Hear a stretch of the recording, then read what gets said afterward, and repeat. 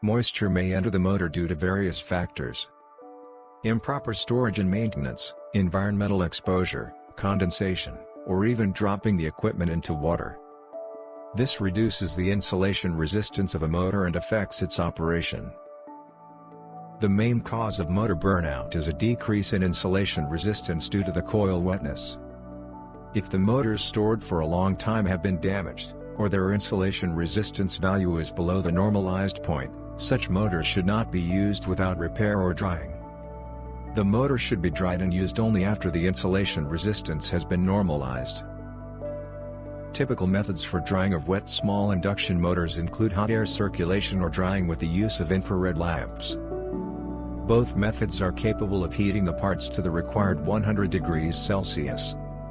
However, the infrared lamp method requires more caution, because placing the parts too close to the lamp may cause their damage.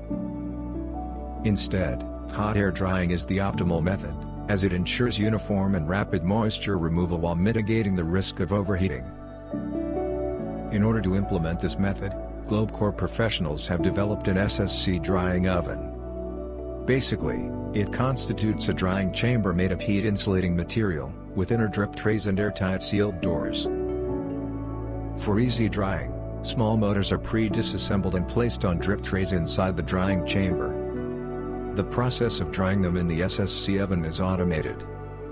The user just needs to load the parts, set the required temperature, normally at the level of 100 degrees Celsius, and the drying time, which depends on the part's size and wetness.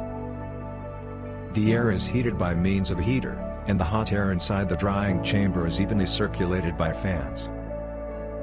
It is important to note that due to the maximum drying temperature of 400 degrees Celsius, the SSC oven serves as a multifunctional equipment that can be used for drying, baking, or hardening of various materials and parts. And what kind of equipment for drying of electric motor rotors do you use? Share your experience in the comments section.